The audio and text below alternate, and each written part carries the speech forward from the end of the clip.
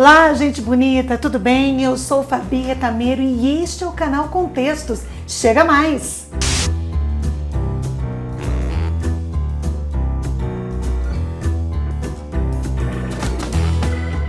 Neste vídeo nós vamos falar sobre o Barroco, essa literatura tão rica que marcou a literatura brasileira. É claro que o Barroco não se resume apenas a textos, a poemas, a sermões, mas também a outras manifestações artísticas. Contudo, entretanto, todavia, como este é um canal de língua e literatura, nós vamos recortar o Barroco brasileiro apenas nos textos que reúnem palavras. Eu digo isso, textos que reúnem palavras, porque tudo na vida é texto, caso você não saiba. Este vídeo é um texto, uma fotografia é um texto, uma escultura é um texto, né? E assim, tudo aquilo que reúne uma informação é um texto. Mas, neste momento, falando do Barroco, nós vamos falar da literatura, do texto escrito dos grandes homens que fizeram o Barroco brasileiro. O Barroco inicia aqui no Brasil em 1601 com o texto Prosopopeia de Bento Teixeira. Antes disso, nós não temos uma literatura propriamente brasileira. É aqui no Barroco que começa essa literatura brasileira. Porque antes do Barroco, o que nós tínhamos era o quinhentismo. E o quinhentismo não era uma literatura brasileira, mas era uma literatura feita sobre o Brasil.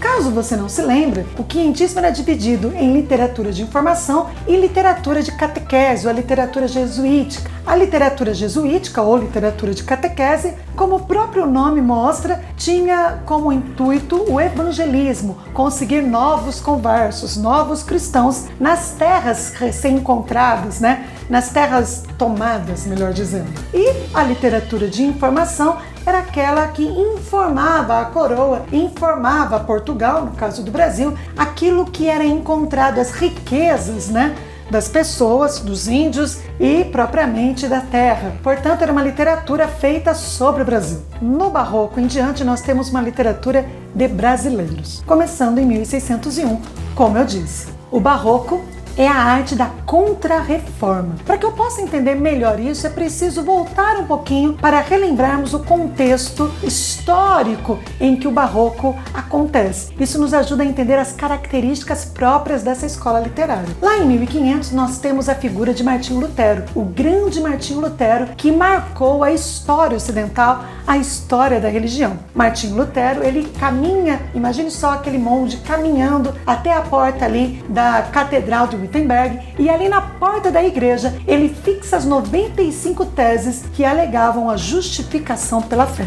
Aquilo é um marco histórico e muitas pessoas, assim como Martinho Lutero, acreditavam nisso e apoiaram as teses que foram ali fixadas por este monge e começaram a propagar. É verdade que este movimento tomou um corpo tão grande que toda a Alemanha, e não somente a Alemanha, todos os demais países ali da Europa foram chacoalhados por esta mensagem. Algumas outras pessoas, alguns reformadores, como são chamados, arautos, né, como são chamados, em outros países continuaram o trabalho, e outros muitos motivados pelas leituras dos textos de Martinho Lutero, que pregava só a fé, só Jesus, só a Bíblia.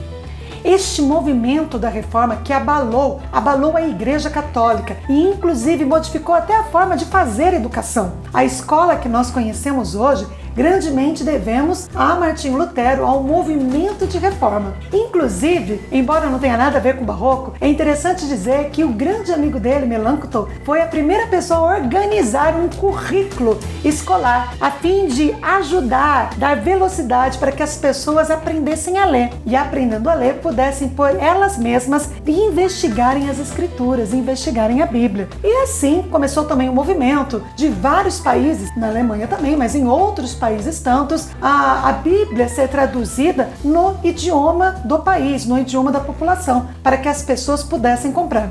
Como a Bíblia era muito cara de se ter naquele momento, mesmo tendo a imprensa, né, que surgiu naquele momento histórico, algumas pessoas compravam em famílias, algumas comunidades, trechos da Bíblia, ou só o Novo Testamento, ou os Salmos, para que eles pudessem ler e ter essas porções da Escritura com eles. Mas todo este movimento de reforma gerou um movimento de contra-reforma. A Igreja Católica não deixou por menos. Não era assim, iam perder os seus adeptos, né, os seus conversos, versos, os seus membros assim, de mão beijada. E a Companhia de Jesus, os jesuítas, né, liderada por Inácio Loyola, começaram então o trabalho da Contra-Reforma. O trabalho da Contra-Reforma, conforme os estudiosos da educação, como Saviani vai dizer no livro Ideias Pedagógicas, vai comentar para nós que um dos pilares do movimento de Contra-Reforma, aliás, o principal pilar era a educação. Portanto, eles saíam, né, por todos os países, junto com as navegações, a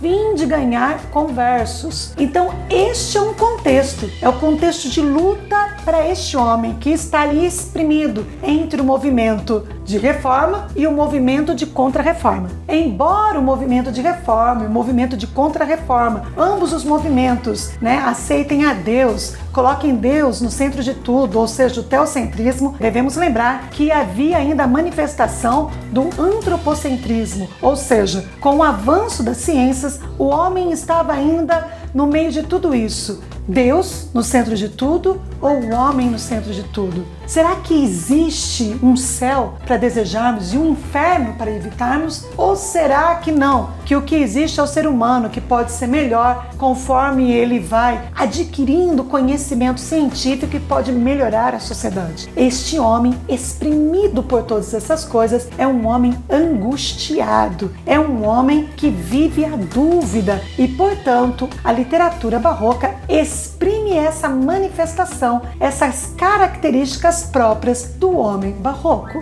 Diante de todo esse contexto, quais são as características da literatura barroca? Bom, anotem aí, tá bom? A literatura barroca é uma literatura de contraste, também é uma literatura de dúvidas e de angústias. Aquela dúvida entre céu ou inferno, pecado ou terra, corpo. Todas essas dúvidas que assolam o homem barroco, nós conseguimos encontrar nos textos, né, na arte produzida por este homem complexo. Isso mesmo, a literatura barroca é uma literatura complexa, própria deste homem exprimido pelas suas dúvidas e pelas suas angústias. Em razão de tudo isso, nós encontramos duas figuras de linguagens muito presentes nos textos barrocos. São elas a antítese e também os paradoxos. É claro que metáforas e outras, ironia e tantas outras figuras de linguagens também estão ali. Você encontra passeando pelo texto barroco, mas a antítese